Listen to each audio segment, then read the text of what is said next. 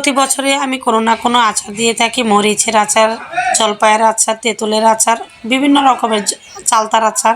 তো এবছর আমি দু একটা আচার দিয়েছি। তো এখন আমি দিব তেলের আচার।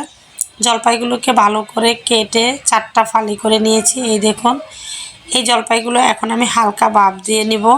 হালকা ভাপ দিয়ে সিদ্ধ করে তারপর আমি রোদ্রে শুকাতে দিব। এই তো বসিয়ে দিলাম চুলায় ভাপ দেওয়ার জন্য। বেশিক্ষণ ভাপ দিলে জলপাইটা ফেটে যায়, তাই অল্প একটু ভাপ দিয়ে নামিয়ে ফেলবো। হয়ে গেল আমার জলপাই ভাপ দেওয়া। এগুলো ভালো করে ছেঁকে একটু হালকা হলুদ দিয়ে মাখিয়ে তারপর আমি বারান্দায় রোদ্রে শুকাতে দিয়েছি। দেখুন, পানিটা থাকলে কিন্তু আচারটা নষ্ট হয়ে যায়, তাই রোদ্রে শুকিয়ে নিলে ভালো হয়। আচারে দেওয়ার জন্য সাদা সরিষা বেটে নিব।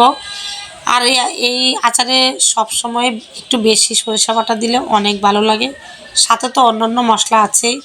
এখন আমি আচারের জন্য চিকন মিহি করে ফাঁকি করব, তাই মচমচা করে ফ্রাই প্যানে আচারের মশলাটাও ভেজে নিচ্ছি। সাথে কিছু শুকনো মরিচও ভেজে নিচ্ছি। এই মশলাটাকে সুন্দর করে একদম মচমচা করে গুঁড়ো করে তারপর আচারের জন্য রেডি করে নিয়েছি। দেখুন, অনেক মিহি হয়েছে আমার আচারের মশলাটা।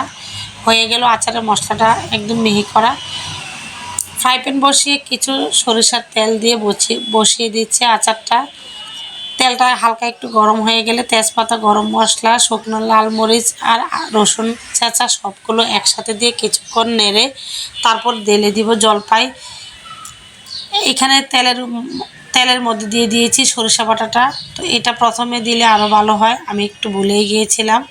তারপর জলপাই, হলুদের গুঁড়া, মরিচ সব কিছু একসাথে দিয়ে হালকা আছে আচারটা বানানো শুরু করে দিয়েছি।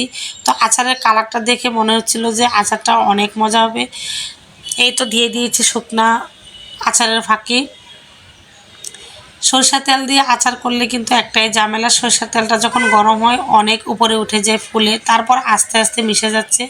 হয়ে গেছে আমার জলপাইয়ের টক আচার তেলের।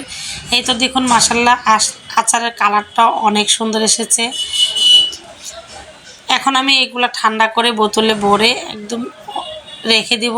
মাঝে মধ্যে রৌদ্রেও শুকাতে দিয়ে দেই। আর এই আচারটা আমাদের বাসার সবার প্রিয়। মাংস রান্না করলে, খিচুড়ি রান্না করলে তো ওদের এটা লাগবেই। তাই আমি প্রতি বছরে এভাবে আচার বানিয়ে কিছু না কিছু রেখে দেই। দেখুন কালারটা কি সুন্দর হয়েছে।